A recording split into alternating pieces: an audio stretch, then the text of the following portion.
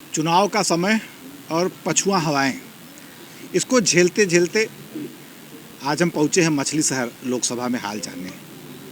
तो हमें यहाँ समाजवादी पार्टी के प्रत्याशी प्रिया सरोज जी मिल गई।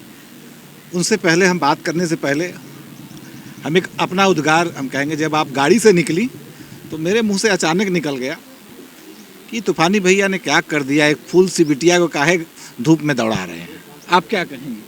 मैं यही कहूँगी, हम लोग कहते हैं कि युवा नेता को आना चाहिए जो पढ़े लिखे हों। अगर मैं आ जा रही तो शायद मुझे देख के 4-5 लोग और आएंगे। तो इस देश को पढ़े लिखे नेता की ज़रूरत है, इसलिए मैं यहाँ पे आई हूँ। आप दिल्ली में पढ़ाई लिखाई की आपने, सब कुछ सुप्रीम कोर्ट में अधिवक्ता हैं। अचानक से गांव में आना, गांव को देखना, ग्रामीण परिवेश के लोगों से बातचीत करना, अभी जितना दिन आपने प्रचार प्रसार किया, आपका अपना क्या अनुभव रहा अब तक? जी देखिए, हम अचानक से नहीं आए, हम राजनीतिक फैमिली से हैं, बाय बर्थ समाजवादी हैं।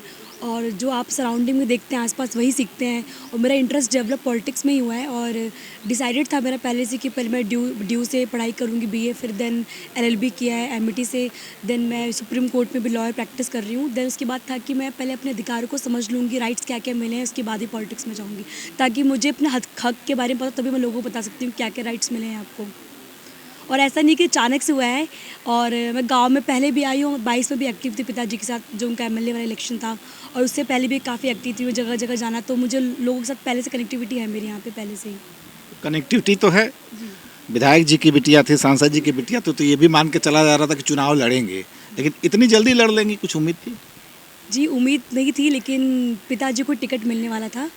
लेकिन वो सिटिंग एमएलए अभी कराकत से, तो अखिलेश यादव जी ने ही बोला है कि अपनी बिटिया को लड़ा दीजिए, उन्हीं का डिसीजन है ये मेरा डिसीजन नहीं है। अच्छा ये बताइए, आप पब्लिक में घूम रही हैं, क्या आपको लग रहा है कि पब्लिक को वाकई क्या चाहिए? देखिए, राजनीतिक पार्टियां क्या कहती हैं वो अलग चीज़ है। क्योंकि आपने शुरुआत की कि पढ़े लिखे लोग, एक पढ़ा लिखा एक युवती कह लीजिए, महिला कह लीजिए, यूथ कह, जो भी कह लीजिए, आप क्या फीलिंग को समझ पा रहे हैं कि आज की पब्लिक को क्या उम्मीद है? और एक यूथ होने के नाते यदि आप सांसद बन जाती हैं तो क्या आपकी प्राथमिकताएँ होंगी? जी देखिए, मैं जब गाँव में गली गली जाती हूँ, लोग पहला एक जो महिलाएं खासकर बोलती हैं कि हम उनके दिख लेना है, मतलब जो प्रत्याशी बीजेपी को वो दिख लेना ही। सेकंड, जो महिलाओं के बीच में एक रूमर्स है वो है कि ईवीएम ठीक नहीं है। ये 99% मुझे महिलाएं लोग बोलती हैं कि बिटिया बटनिया ठीक ना बा, पहले वो ठीक कराओ, हम तो साइकिल वोट दे ही थे। तो मुझे लगता है महिलाओं में रूमर्स है, एक बटन वाला है। और मैं जब गाँव जाती हूँ, लोगों को ये चाहिए, परिवर्तन चाहिए। अब क्योंकि लोग परेशान है, 5 किलो राशन से कुछ घर चल नहीं रहा, लोगों को नौकरी चाहिए, महंगाई कम करनी चाहिए, जो किसान धरने पे दे रहे हैं। तो लोगों में समझ में आ गया, लोगों को जो 10 साल में जो उनका कार्यालय था, 10 साल का जो उनका टाइम था, उस 10 साल में जो मुद्दे पे काम नहीं हुआ है, ये सिर्फ धरातल पे जो ये लोग आके वोट लेके चले जाते हैं, धर्म की राजनीति कर लेते हैं, हिंदू मुस्लिम करके वोट ले लेते हैं। लोगों को समझ में आ गया कि ये जो मुद्दे बात नहीं करते, सिर्फ लोगों को डिवीजन क्रिएट करके वोट ले रहे हैं। 4 जून के बाद मान लीजिए मछली शहर के सांसद प्रिया सरोज होती हैं, तो प्राथमिकता 4-5 काम प्राथमिकता में क्या होगा कि क्या आप रिटर्न गिफ्ट क्या देंगी लोगों को? जी देखिए, मैं मछली शहर में पहली बार महिला प्रत्याशी खड़ी यहाँ से। तो मेरा ये रहा कि मैं महिलाओं को फ्रंट फुट पर रख के राजनीति करूँगी। और यहाँ पे पिंडरा में काशी द्वार का मैटर, जो किसान लोग धरना दे रहे हैं यहाँ पे, मैं उनके लिए आवाज़ उठाऊँगी। और जो पिंडरा में अमूल फैक्ट्री यहाँ पे सेट हुआ है, वहाँ पे जो एम्प्लॉयमेंट वो गुजरात से लोग आ रहे हैं, लोकल लोग को नहीं ले रहे हैं, ये मुद्दा है। मड़ियाओं में फुटओवर ब्रिज का मुद्दा है। और मुद्दा ये एम्प्लॉयमेंट का है, महंगाई कम करने का। 400 सिलेंडर 1200 सिलेंडर हो गया, दाल चावल आटा सब महंगा हो गया। तो ये तमाम मुद्दों को लोगों के बीच में लेके जाऊँगी मैं। प्रिया सरोज काफ़ी स्टडी करके आई से, वकालत ही नहीं पढ़ी है, मुद्दों को भी पढ़ लिया आपने। जी देखिए, मैं बताया, मेरे पिताजी हैं यहाँ से, तो मैं ऐसा नहीं कि सिर्फ दिल्ली में रही हूँ तो मैं आइसोलेटेड हूँ। मैं प्रॉपर लोगों के बीच में घूमते आई हूँ। और इस एक होता है कि जीन्स में होता है लोगों के डीएनए में, तो वो स्टार्टिंग से था कि लोगों के बीच में जाना, बातचीत करना। अगर मैं महिलाओं के बीच में जाती हूँ, वो हेजिटेट करती अपनी बात रखने में, बट मैं अब जाती हूँ, वो फ्री होती हैं, फ्री फील की बात कर सकती हैं, अपनी प्रॉब्लम शेयर भी करती हूँ, खुश हैं लोग। मतलब मैं जा रही लोगों के बीच में तो उत्साह है लोगों में। और लोग चाह रहे कि युवा नेता है, क्योंकि यहाँ जो प्रत्याशी बीजेपी से है वो गाँव जाके कह रहे हैं कि खाली मोदी जी के देख के वोट दा। तो इसका मतलब ये है कि वो लोग हार मान चुके हैं और मोदी जी का चेहरा देख के वोट मांग रहे हैं, अपने काम पे वोट नहीं मांग रहे हैं। अब थोड़ा व्यक्तिगत आपकी पढ़ाई लिखाई पे आ जाते हैं। कैसी रही आपकी स्कूलिंग से लेके आपका लॉ तक का सफ़र, और अभी आपने प्रैक्टिस शुरू किया है, थोड़ा उसके बारे में भी पब्लिक को बताइए। क्योंकि भाषण में आप बहुत ज़्यादा नहीं बता पाएंगे, लेकिन चैनल पे रहेगा, सोशल मीडिया में रहेगा, तो लोग ये सब भी जानते रहेंगे। जी देखिए, मैंने 12th क्लास अपना एयरफोर्स गोल्डन जुबली सबरूटो पार्क से किया है। देन ड्यू से बीए प्रोग्राम किया है। देन उसके बाद एलएलबी किया है एमआईटी नोएडा से। और फिलहाल ही मेरा अब रजिस्ट्रेशन हुआ है, सुप्रीम कोर्ट में लॉ प्रैक्टिस कर रही हूँ। ज़्यादा टाइम मिल नहीं पाया प्रैक्टिस करने का, क्योंकि मेरा कोचिंग भी चल रहा है जुडिशरी का, साथ में वो भी, साथ में प्रैक्टिस भी था मेरा दोनों। और गांव में मेरा आना जाना बहुत ज़्यादा एक्टिव था, पापा के साथ घूमना फिरना, किराकत में, मच्छी शहर में, जगह जगह लोगों के बीच में जाना। और सबको मैं जानती हूँ, ऐसे कि पहली बार आई हूँ, मेरे लिए पहली बार माहौल है। भोजपुरी लैंग्वेज बोल देती हूँ, हिंदी बोल देती हूँ, तो कनेक्टिविटी लोगों में बहुत अच्छा, और लोग समझ रहे हैं मेरी बातों को यहाँ पे।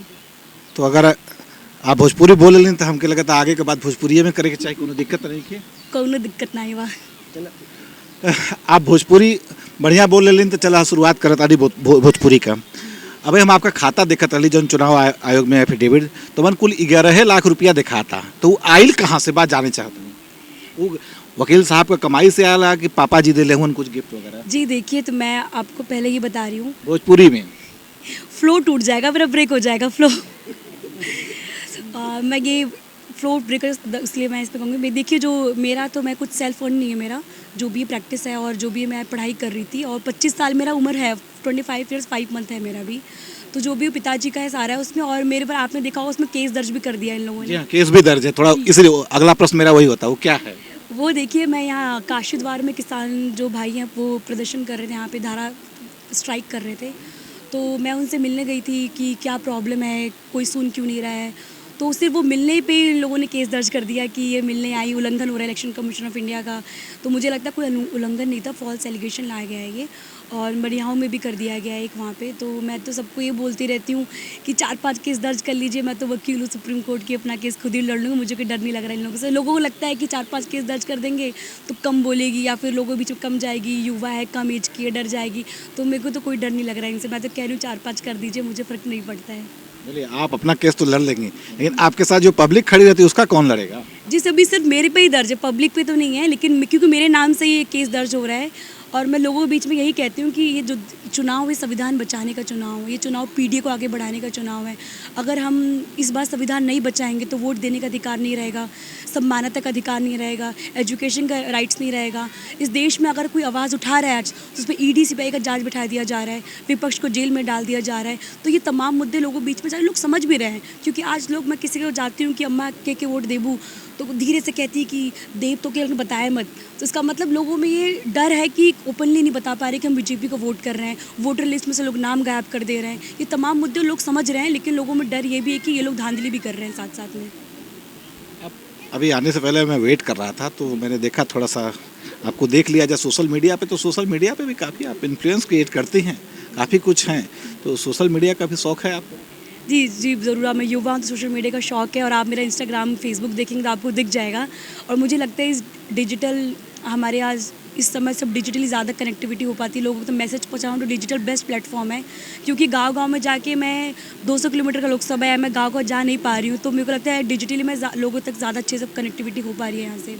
तो अभी राजनीति में लोगों को रह के, लोगों के बीच में मुद्दा जो है, क्योंकि लोग भटक गए यहाँ पे, जो जनता है इस देश की जनता भटक चुकी है। जनता को लग रहा है जो राम मंदिर बना रहे हैं, जो हिंदू मुस्लिम कर रहे हैं, उनको वोट देना चाहिए। बट मैं यही लोगों को कहती हूँ कि इस देश में ना हिंदू खतरे में, ना मुस्लिम खतरे में है। अब धर्म का चश्मा हटाइए, आज हमारा संविधान खतरे में है। क्योंकि संविधान खतरे में इसलिए क्योंकि इनके नेता खुलेआम कहते हैं कि 400 पार लाएंगे, संविधान बदल देंगे। इनके नेता कहते हैं हिंदू खतरे में, मुस्लिम खतरे में। लेकिन मैं कहती हूँ देश में खतरा किसी को भी नहीं है। खतरा है तो बीजेपी वालों से खतरा है हम लोग को इस देश में।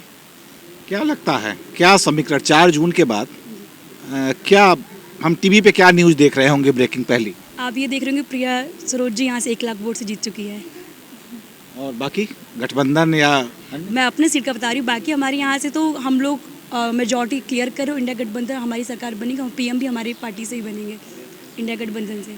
जो 400 को पार का नारा है, ये व्हाट्सएप यूनिवर्सिटी के लिए अच्छा है और ये गोदी मीडिया के लिए अच्छा है, बट धरातल पे 400 नारा नहीं चल रहा है इनका बिल्कुल भी। कहाँ तक वो नारा, कहाँ तक 400 से ये नारा सिर्फ अडानी अंबानी तक ही है, गोदी मीडिया तक, नीचे तक किसी के मुंह से नहीं सुना कि 400 पार आज। कल बच्ची ओन तो गई ना, जो कमल का फूल खिला था वो 14 में, वो मुरझा गया, इसको कृपया करके पानी मत डालिए। मैं जनता को यही बोलती हूँ। मैं सब तो ठीक है, लेकिन 5 किलो राशन वाला मुद्दा गांव-गांव में बड़ा असर कर रहा है। देखिए, 5 किलो राशन से क्या घर चल जाएगा किसी का? बच्चे पढ़ लेंगे, लिख लेंगे, नौकरी मिल जाएगी, तो 5 क्या 50 किलो राशन ले लेंगे। लेकिन ये लोग, आप ये समझिए, अगर आप इतने ज़्यादा लोग को राशन दे रहे हैं, इसका मतलब देश का विकास नहीं हो रहा है। इसका मतलब लोगों के पास पैसे हैं राशन खरीदने के लिए, इसलिए आप लोग लाइन में लग रहे हैं। तो ये जो राशन है, ये पहले भी लोग दिया करते थे, कांग्रेस भी, तब भी हम भी देते थे, और हम आएंगे 10 किलो देंगे। लेकिन मेन मुद्दा है कि शिक्षा नहीं मिल रही, पेपर लीक हो जा रहा, नौकरी नहीं मिल रही है, किसान धरने पे हैं, 700 किसानों की जान चली गई, इस पर कुछ नहीं बोलते हैं ये लोग। इनके नेता से पूछिए कि नौकरी कितना दिया है, महंगाई कितनी कम की है, तो कहते हैं हर हर महादेव। इसका मतलब इनके पास उत्तर ही नहीं है। ये लोगों को सिर्फ घुमा फिरा के फिर वही हिंदू मुस्लिम धर्म की बात करते हैं। प्रधानमंत्री जी आगे कहते हैं मंगलसूत्र का डर दिखाते हैं, कांग्रेस आ जाएगी, शरिया लॉ आ जाएगा, कांग्रेस आ जाएगी, प्रॉपर्टी मुस्लिमों को दे देंगे। तो इसका मतलब ये कि प्रधानमंत्री जी के पास कुछ है ही नहीं बोलने के लिए। कुल मिला के फिर वो हिंदू मुस्लिम पे आ गए, फिर वो कह रहे हैं कि धर्म की राजनीति पे आ गए हैं। तो मैं यही कहती हूँ, राम मंदिर बना है, वो सुप्रीम कोर्ट ने बनवाया है, पैसे लगे हैं वो जनता सरकार के लगे हैं, तो इसमें आप क्रेडिट क्यों ले रहे हैं? आप राजनीति क्यों कर रहे हैं धर्म की? इसका मतलब है कि इन्होंने कोई काम ही नहीं किया है 10 साल में, फिर आके हिंदू मुस्लिम पर नाम लेने, वोट लेने का काम कर रहे हैं। ये थी प्रिया सरोज जी। एक यूथ से जैसी हम उम्मीद करते हैं वो सब कुछ लगभग दिख रहा है। वो करंट जो होता है ना, करंट दिखना, तो वो करंट दिख रहा है।